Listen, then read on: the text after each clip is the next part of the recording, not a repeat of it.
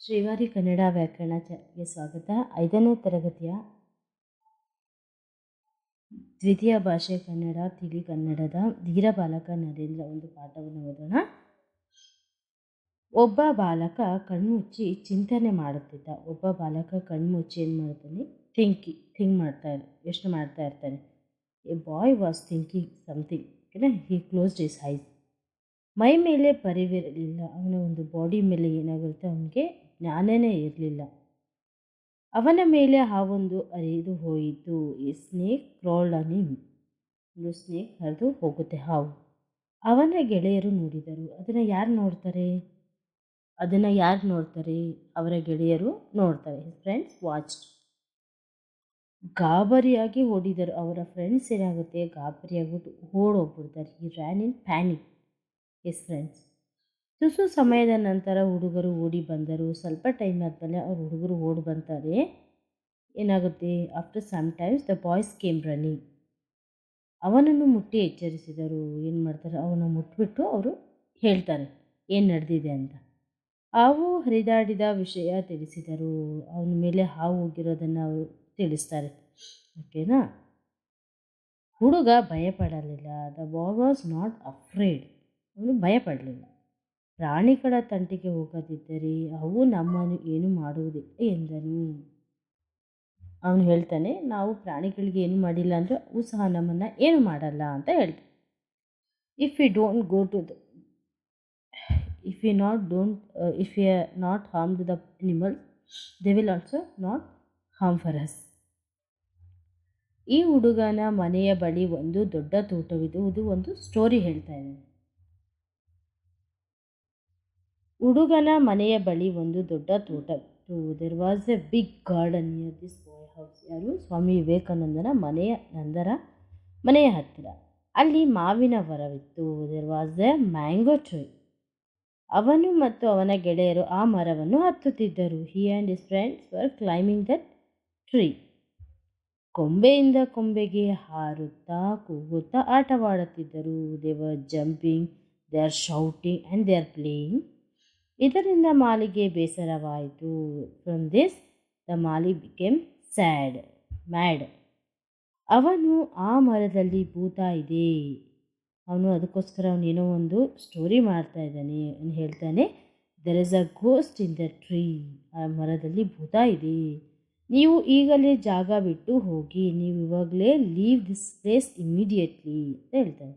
ಇಲ್ಲದಿದ್ದರೆ ನಿಮ್ಮನ್ನೆಲ್ಲ ನುಂಗಿ ಬಿಡುತ್ತದೆ ಎಂದರು. ಇಲ್ಲಾಂದರೆ ಇದು ನಿಮ್ಮನ್ನೆಲ್ಲ ತಿಂದ್ಬಿಡುತ್ತೆ ಅಂತ ಹೇಳ್ತಾ ಇದ್ದಾನೆ. ಈ ಮಾತನ್ನು ಕೇಳಿದ ಬಾಲಕರು ಹೆದರಿ ಓಡಿದರು. Hearing this the boys got scared and ran ಅವೇ.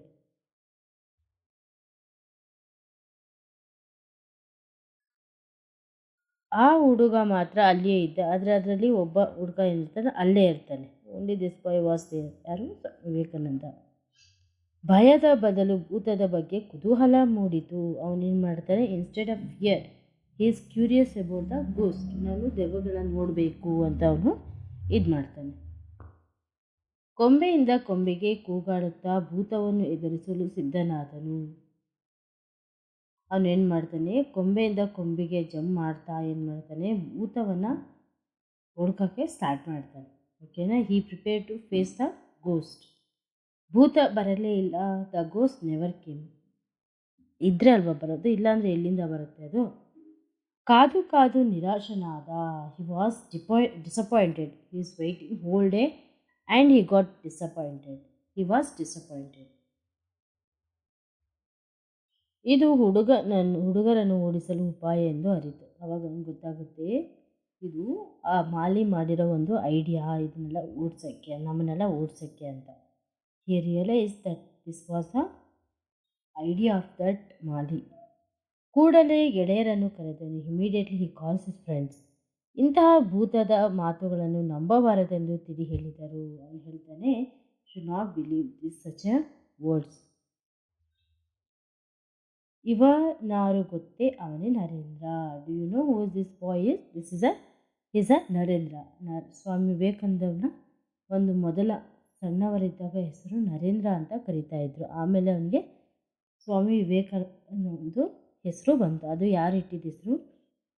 ರಾಮಕೃಷ್ಣ ಪರಮಹಂಸರು ಅವರನ್ನು ಸ್ವಾಮಿ ವಿವೇಕಾನಂದ ಅಂತ ಕರೀತಾರೆ.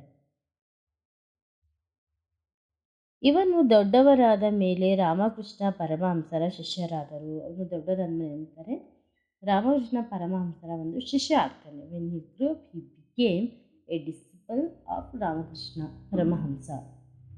ಸ್ವಾಮಿ ವಿವೇಕಾನಂದ ಎಂದು ಅವರು ಹೆಸರಿಸಿದರು.